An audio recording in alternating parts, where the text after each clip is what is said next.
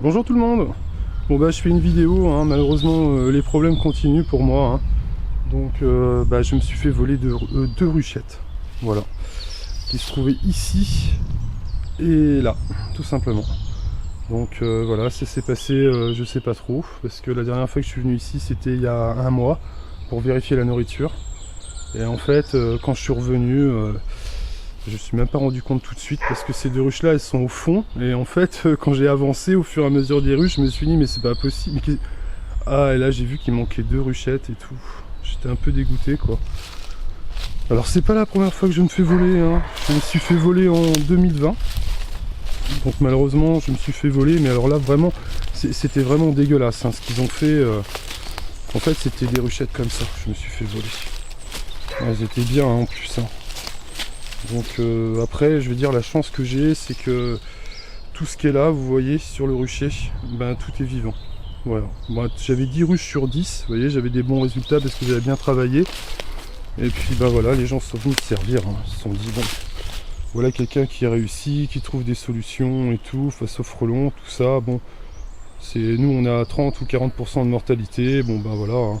Lui il a pas de. On va lui faire 20% de mortalité, on va lui prendre les ruches et tout ce qui va avec quoi. C'est dégueulasse, hein. Mais bon, hein, c'est comme ça. Mais après, je me demande par où ils sont passés parce que voilà, les ruches elles sont près d'habitation. Et pour moi, ils sont passés par là, ils ont coupé toutes les prairies, ils sont venus à pied et tout. C'est pour ça qu'ils ont pris les ruches qui sont au fond d'ailleurs, pas par l'arrivée, quoi, pas par où on arrive. Et donc, ça se trouve, ils ont traversé des prairies et des machins jusqu'à une route plus loin, enfin j'en sais rien à vrai dire. Tout ça pour voler deux ruchettes. Faut être motivé quand même, hein. Alors que faire des essaims c'est super simple, hein. Ça prend 10 minutes, une demi-heure si vous avez du mal à trouver la reine. Mais honnêtement, moi j'ai jamais compris. Franchement j'ai jamais compris le vol de ruche parce que c'est un truc, c'est simple, hein, de faire des essaims, hein. C'est vraiment pas compliqué, hein. C'est quelque chose de très facile, hein. Et souvent ce sont des gens qui n'anticipent pas. En fait ils font pas assez d'essaims, ils se retrouvent avec des grosses mortalités parce que on va pas se cacher, hein, mais voilà, c'est la vérité, c'est que l'apiculture, c'est pas un travail, hein, c'est une vocation, hein. Même si c'est du loisir, hein.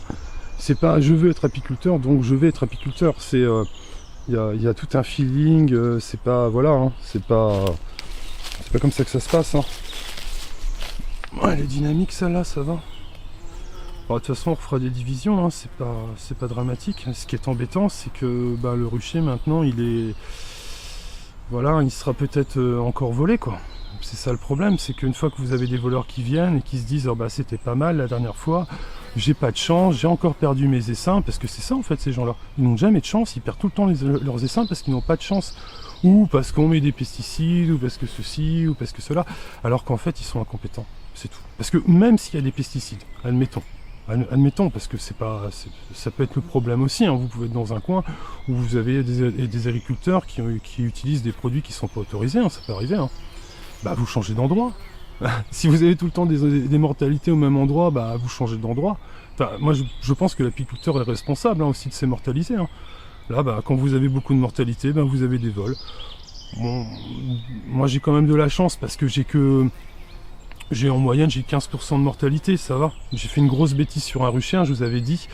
Et les résultats sont graves, hein, quand même, hein. Je m'en veux parce que j'ai le sentiment de ne pas avoir protégé mes abeilles. C'est-à-dire, on a des petits parasites dans les ruches qui s'appellent varroa. Mais tout le monde en a, hein. C'est pas, moi j'en ai pas plus que les autres, hein. Au contraire, je pense que j'en ai moins parce que quand vous en avez beaucoup, vous avez des maladies qui se développent. Ce sont ce qu'on appelle la varroise, c'est les ailes des abeilles qui se déforment. Moi franchement, je n'ai jamais ça, voilà. Donc c'est très très rare que je vois ça. Donc de ce côté-là, je pense que j'en ai pas trop. Mais malgré tout, j'ai pas traité un rucher. Je voulais voir ce qui allait se passer parce que je savais que mes ruches étaient excellentes et tout, qu'elles étaient super bien et qu'elles allaient passer l'hiver, tout ce que j'avais. Donc j'ai voulu prendre le risque. Et écoutez, c'est un carnage. Sur 10 ruches, j'en ai 6 de mortes. Alors vous voyez, sur ce rucher-là, j'en ai aucune de morte, hein. J'ai d'autres ruchers où j'ai 0 ruche de morte, hein. J'ai beaucoup de ruchers où rien n'est mort, hein.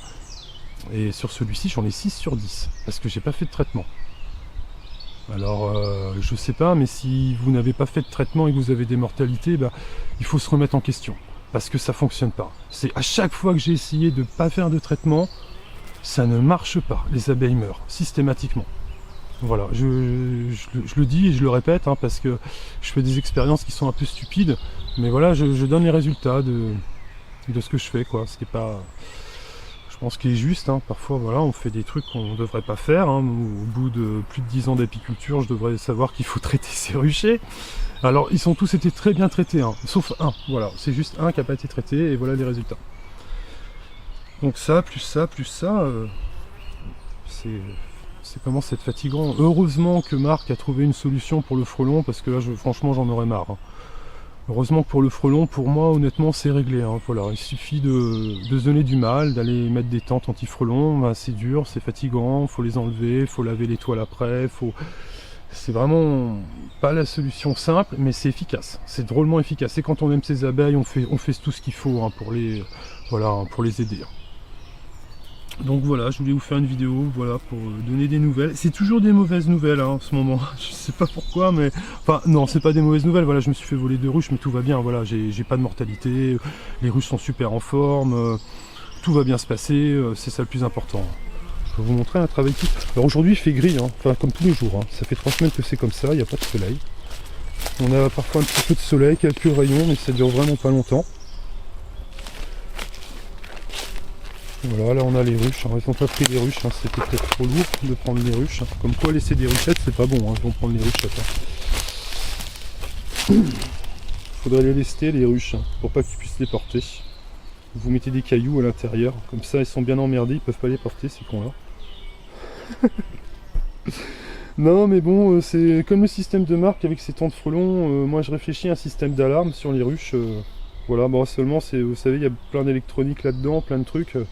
J'ai le système en tête, un système vraiment simple, très très simple, qui ne coûterait pas une fortune. Le problème c'est que faudrait voir avec les fabricants pour mettre ça en place, quoi. Mais c'est tout à fait possible aujourd'hui de mettre un système sur un rucher qui serait pas extrêmement coûteux pour protéger tout un rucher d'une manière où je peux vous dire que si un voleur touche à une ruche, il va partir en courant, hein. Je peux vous dire, il prendra aucune ruche, hein. Voilà.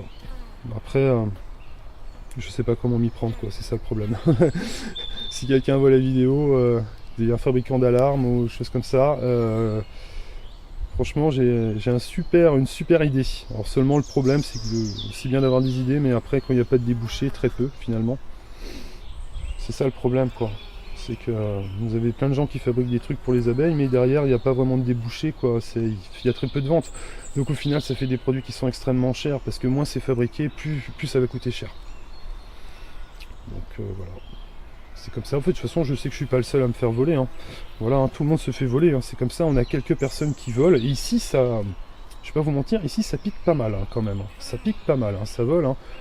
Et moi, voilà, je suis quand même abonné, hein. En plus, l'année dernière, je me suis fait voler ma voiture. Bon, je l'ai récupérée, mais on m'a pété ma boîte de vitesse. Alors bon, pour récupérer une voiture qui a déjà 15 ans et qui a une boîte de vitesse pétée, il n'y a rien de fabuleux quand même. Enfin... C'est encore une vidéo pleurniche, c'est pour ça que je rigole, parce que... Non mais... Oh, qu'est-ce qu'ils font? Alors là, c'est super ce que je vais vous montrer. Je vais vous montrer un cas d'école. Alors, là, vous voyez ce qu'elles font? C'est une ruche qui a l'air d'être atteinte par un cas de nosémose un petit peu, vous voyez? Vous avez des diarrhées devant la porte d'entrée. Donc c'est que, voilà, elle est atteinte de... Alors j'ai ça, c'est très très rare, hein. J'ai jamais ça, c'est pour ça que je vous montre. Mais là, c'est très très clair. Vous voyez, quand elles sont comme ça, en train de s'échanger des choses, puis vous voyez bien, elles sont pas très bien, ces abeilles-là, hein. Elles sont pas très bien, elles ont l'abdomen gonflé, ça va pas. Ça va pas, elles sont malades, elles ont des diarrhées, vous voyez. Et ça, c'est dû... ça peut être une intoxication, mais souvent, c'est pas une intoxication, hein. C'est une maladie. Enfin, regardez. Vous en avez 2 aussi qui sont comme ça, qui sont un peu comme les autres. Voilà, ça s'appelle la nosémose. Quand vous avez ça, c'est ça. En fait, là, vous identifiez très parfaitement la maladie, c'est ça. Donc, ça ne veut pas dire que la ruche va tomber malade, hein. Ça ne veut pas dire que ça va s'aggraver, hein. Ça peut être passager, hein. C'est une ruche qui va être à surveiller. Parce que regardez, il y a des abeilles et tout. En général, c'est pas une maladie mortelle, mais faut pas que ça s'aggrave, hein, parce que j'ai pas envie que ma ruche elle soit recouverte pleine de crottes hein, non plus. Hein. Voilà, mais bon, c'est, vous voyez, ça c'est flagrant. Si vous avez des ruches, vous voyez ça, c'est la nosémose. Voilà. Décidément, c'est la journée des mauvaises nouvelles. Hein. Les autres sont pas atteintes, hein, c'est ça qui compte. Hein. Parce que heureusement, hein, si j'avais toutes mes ruches qui avaient ça, je serais plutôt inquiet. On voit que c'est un cas léger hein, quand même, hein, parce que vous avez des cas où c'est beaucoup plus aigu, c'est beaucoup plus grave. Hein. Vous voyez des photos ou des vidéos, moi j'ai jamais eu des trucs... Au début, quand j'ai commencé, j'avais plus de problèmes, parce que bon, bah, j'étais moins carré, bah, c'est bien d'avoir pu vous montrer ça. Bon, après, il y a des choses plus graves hein, que de se faire voler de ruches. Hein. Il y a des choses nettement plus graves que ça. Hein. Quand vous avez un président qui veut rentrer en guerre contre la Russie à tout prix, bon, je pense que c'est plus grave que de se faire voler de ruches. Hein. Et en plus, je sais pas, en plus, on nous dit pas tout hein, sur les gens qui nous dirigent. Hein. Par exemple, les médias vous ont jamais dit que, par exemple, Macron, 2 mois avant la première élection présidentielle, a dit comme ça, a déclaré dans Le Parisien, en fait, le 3 mars 2017, je suis maoïste. C'est pas commun d'avoir un président qui s'autoproclame maoïste. C'est un peu fou quand même. Et les médias n'ont jamais repris ça. Et plus grave encore, et c'est ça où je me poserai toujours la question, et c'est ça, vraiment, c'est une grosse interrogation pour moi, c'est, vous imaginez un candidat qui vous dit je suis maoïste. Alors je rappelle, Mao, c'est un dictateur chinois qui a mis fin au droit de propriété en Chine. Voilà, c'était un dictateur, il y a eu plein de gens d'éliminés, les opposants, tout ça, ça rigolait vraiment pas. Donc Macron, lui, notre président s'autoproclame maoïste, et donc personne ne reprend ça. Alors ça s'est passé, je vous dis, le 3 mars 2017, c'est-à-dire 2 mois avant les élections présidentielles. Mais l'opposition n'a jamais repris ça non plus.